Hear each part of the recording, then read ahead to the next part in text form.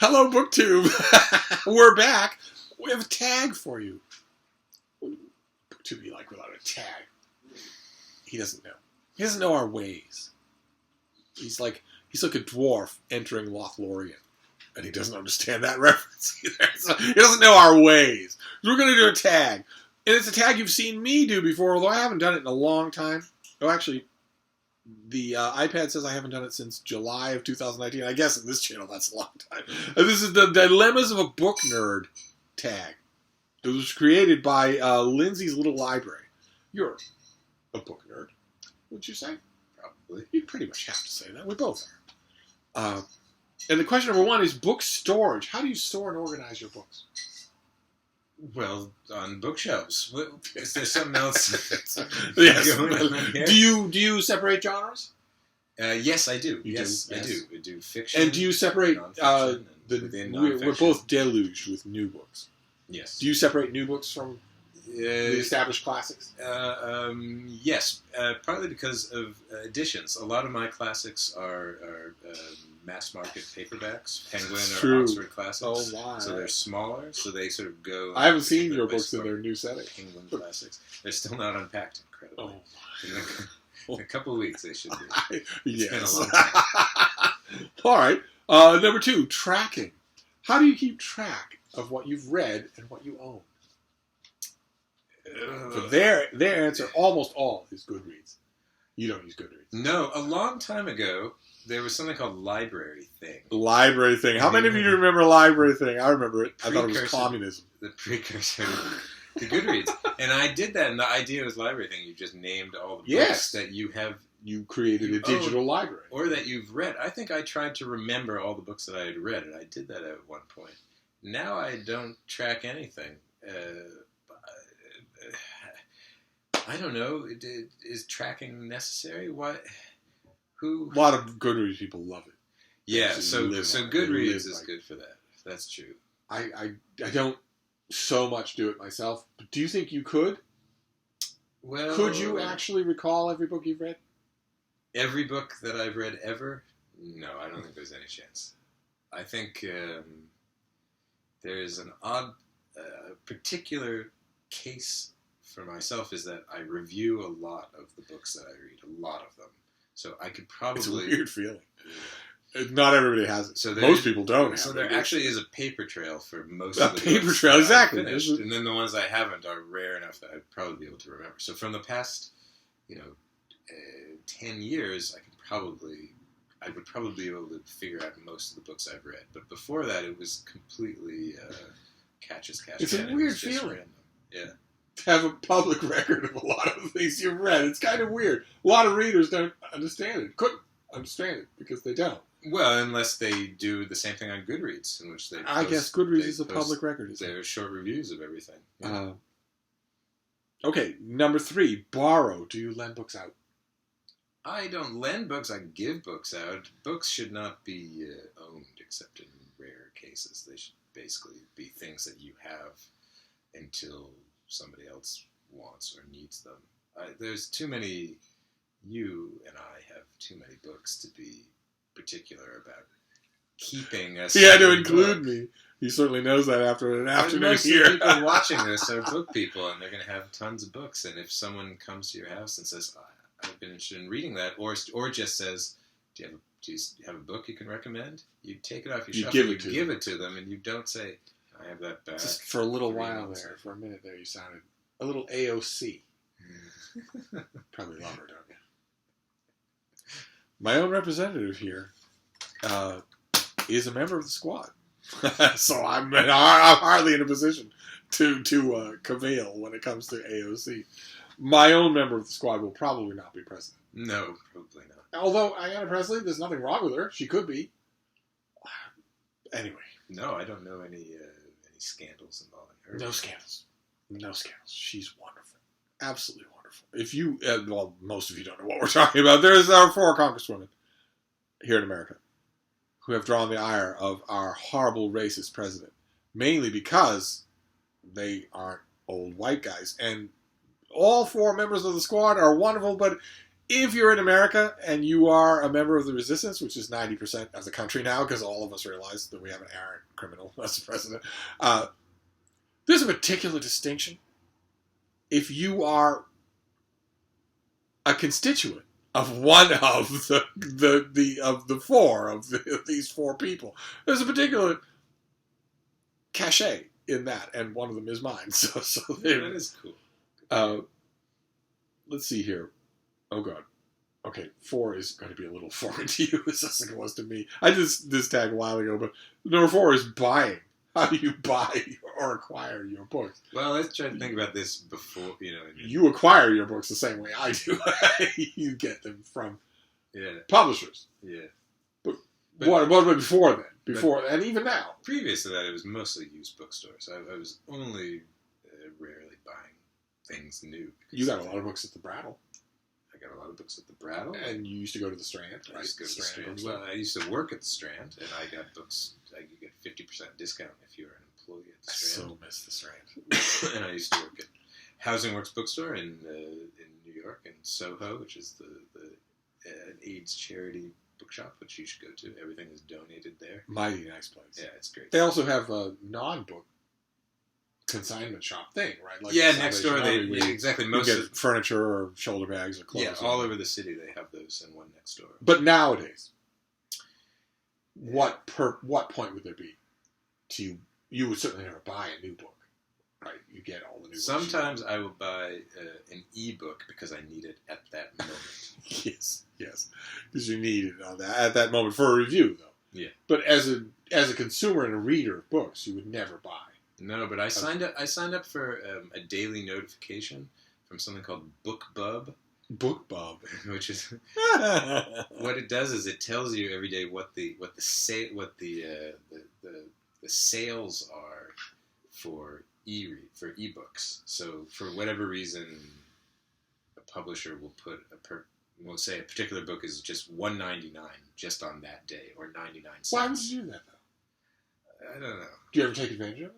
Yeah, sometimes. You do, sometimes. I like to see what's there, and on a very rare occasion, I will get, there'll be 5 books, just completely different sorts of things. Each one is 99 cents or $1.99 that you just buy right there for your Kobo or your Kindle. I suppose it'd be interesting to know about those books anyway, even if you don't buy them. It'd be interesting to know which ones are. Well, also, it's 99 cents, and then it's on your phone, and it's on your computer, and then even if you don't want to read it right then, you sort of have it. I don't do it a lot, but once in a while. And I get it. You get an email alert, and it's just you like to get an email. You feel good when you get emails. She doesn't respond to my emails. I text and This is the thanks I get. My BookBub. Okay, question number 5. Comments. You don't have a BookTube channel. He doesn't have a whole lot of extra time. But comments. But nevertheless, the question is still something you have certainly dealt with. How do you respond to how do you read so much? People saying, how do you read so much? Right. You must get that. But my response is, that's my job. That's all I do all day.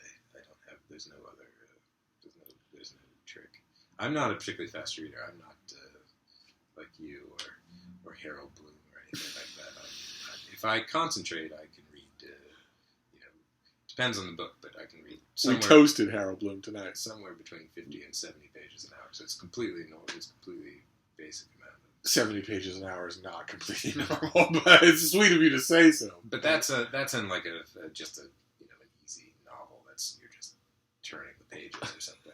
If you have to read slowly. Yeah, I still think it's we toasted Harold Bloom tonight.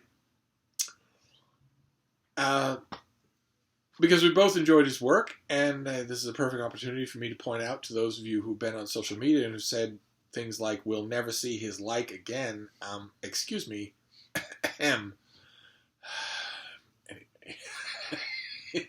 Yes, the answer is because it's all we do. And in terms of the people in the United States who could say in answer to this question, reading and reviewing books is all we do, there aren't many such people. That number is not big. No, probably not. It's pretty small, I would guess. Not much bigger than what you're looking at right now. without side gigs, without lectures, without teaching, without anything like that.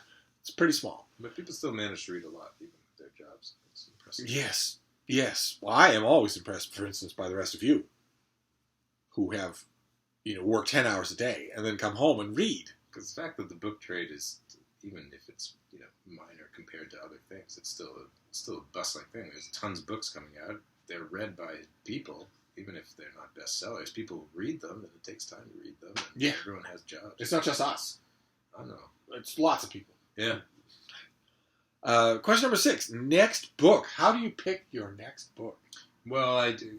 The number one question. This is sorcery. Work specific, but it has to do with publication. So if I'm going to review it, publication date. Try to review books close to their publication date. So you would never, in a million, considering, like for instance, you said you're a slower reader, you would never in a million years indulge in reading a book that's 4 months out. If you've got 10 books that are right then for you to read, you would never do that, right? So if it was April, you'd never read a September book. Probably not. I mean, you could if you. And that's it, right? You don't do anything else. That's how you determine what you'll read next. What's coming up on publication date. That's a large part of what I do. So it makes sense to me. Question number 7: travel. How do you pick books to take on vacation? You're going to take a vacation this winter, surely? What are you going to do? Are you going to pack your suitcases with books? You're not. No, but I used to do that, and now I do. Now I do electronic versions. I do electronic galleries. So what will you do in 2019? What will you do, and what will determine what will those galleys be? Well, I will have figured out what I need to be. So reading. it'll still be all work related.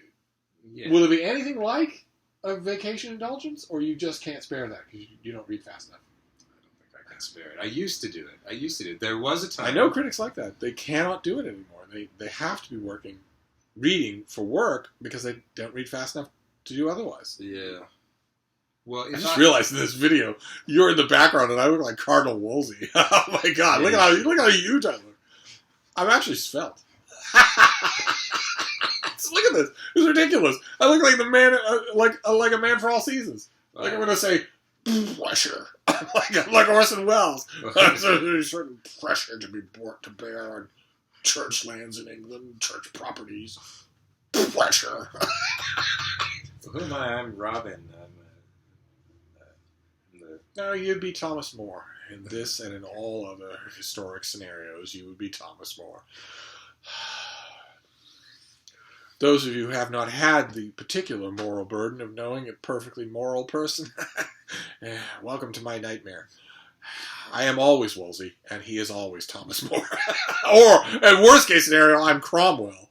And there was one particular time, unfortunately, the world was not around to photograph it, when the two of us went to the Frick, and he stood in front of Thomas More, portrait by Holbein, and I stood in front of Cromwell, and there was no one there to immortalize it. I noticed it at the time. Although when you're eating chicken, you're more Henry VIII. Oh my God.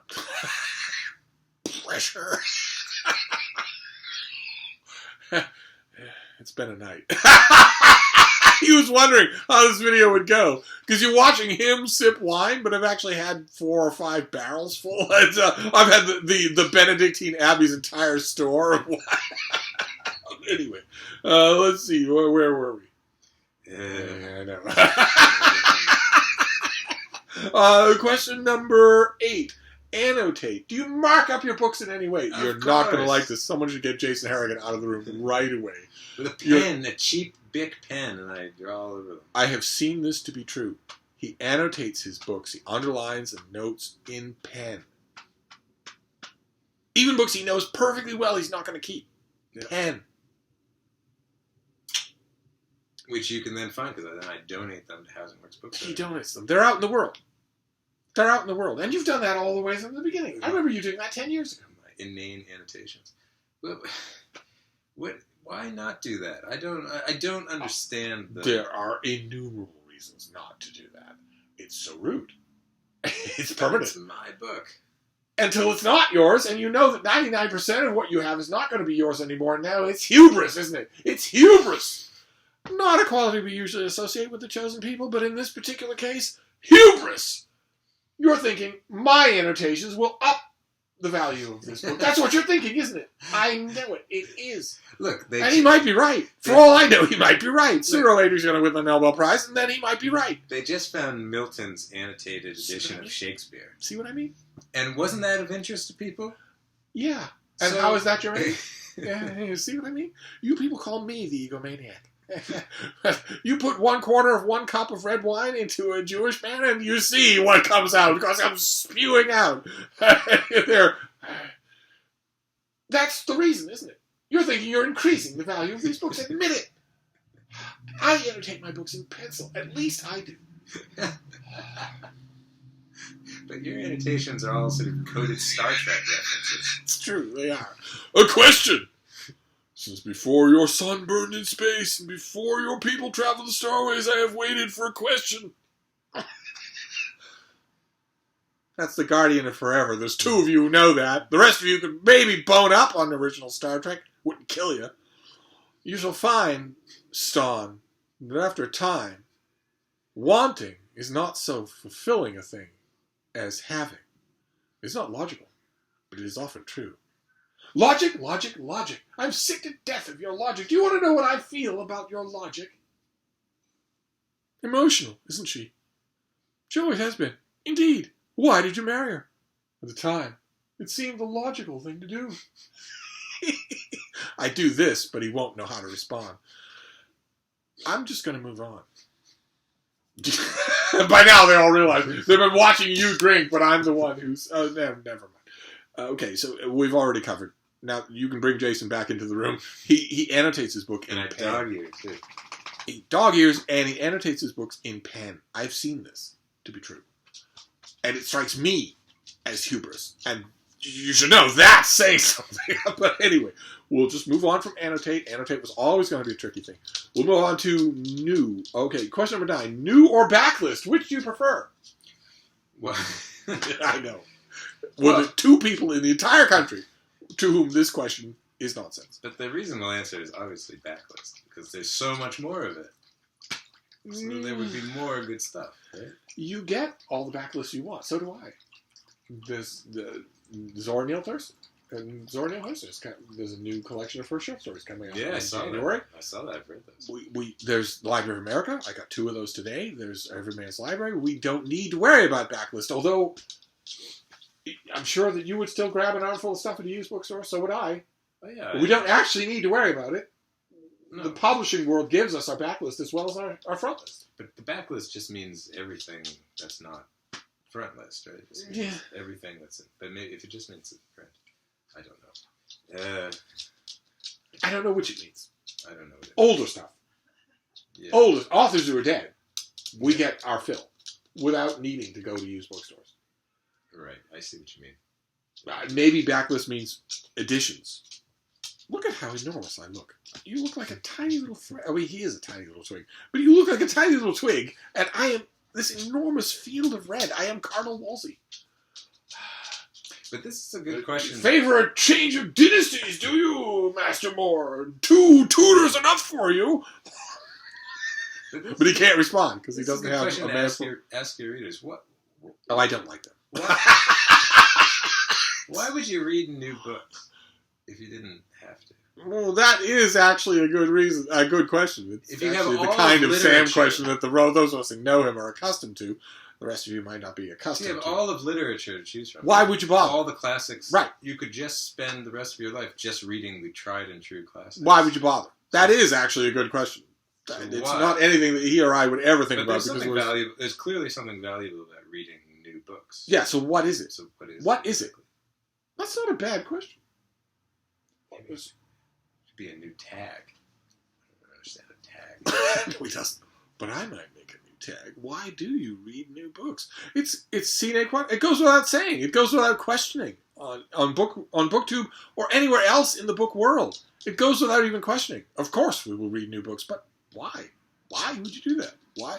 He and I have a reason because we've got dogs to feed. But Why would anybody read a new? Why would you even bother to do that when virtually everything, I mean 99% of all that's been published is free?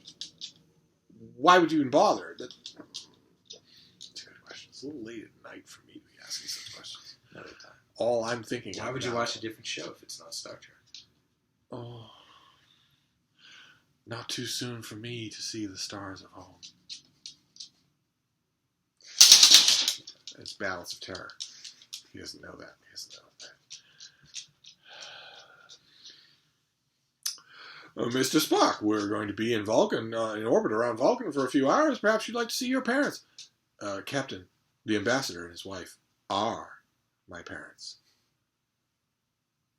Lost. Gone. Same thing with the movies. Your associates are people of good character. They are my friends. Yes, of course. I am bound for Vulcan within the hour. Do you have a message for your mother? Tell her, I feel fine.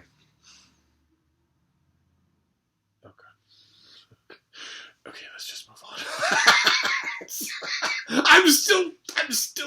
All I want to do is quote from Orson Welles in A Man for All Seasons, because I look so... let's see here. Question number 10. We're at the end. Not him. He has several hours more to suffer through. But the rest of you are at the end. They don't care anyway because Frida's gone. They cared when she was here. They don't care anymore. Welcome to my world. They've all wandered away. Yep. They've all wandered away because Frida left the frame. Question number 10. Sequels. Now, I know this isn't good, but this could lead to a discussion. It's not going to matter to you.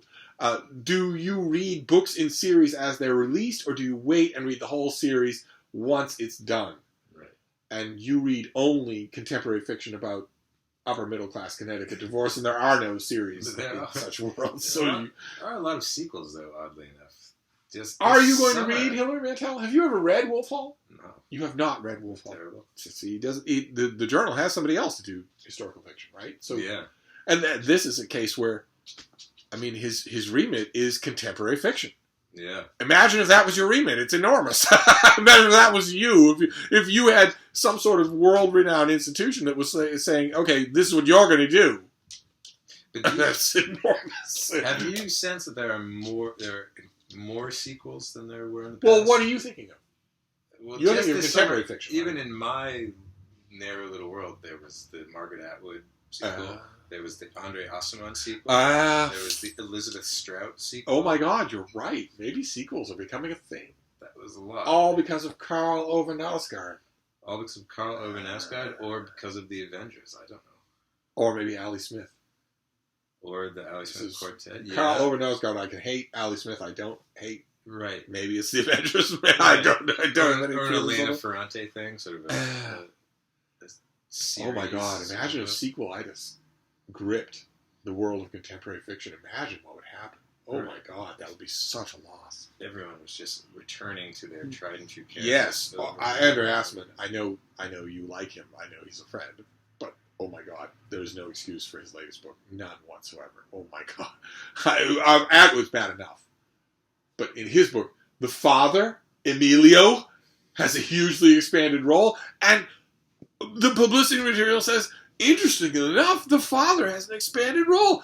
Like, they don't know who had the soliloquy that was most commented on in the movie. Yeah. And only because they got a good actor. So that's a reason for a writer to... So that happened with that book too? Because the Atwood thing was just entirely based on the TV show. Yes! So his sequel was based on the movie. Absolutely it was. Oh my God. If you went organically from the novel, there's no way in the world you would give such an expanded role to the father. The only reason he did is because the father was a hit breakout piece in the movie.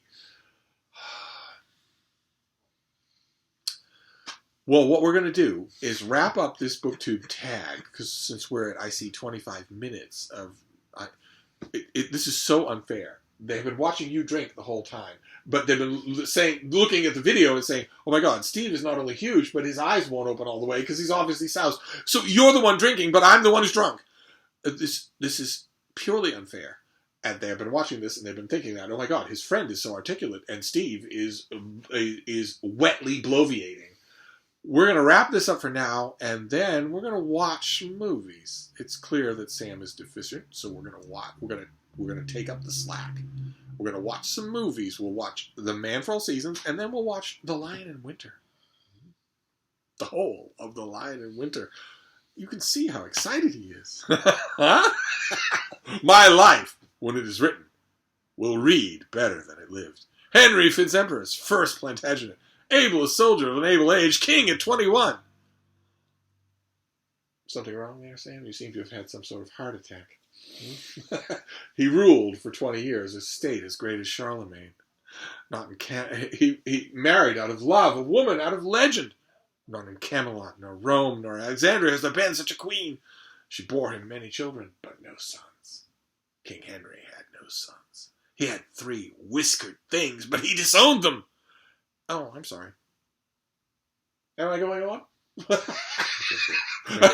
have to click the button. Oh, we'll wrap this up for now, book 2, but sooner or later, Sam will make the mistake of coming back.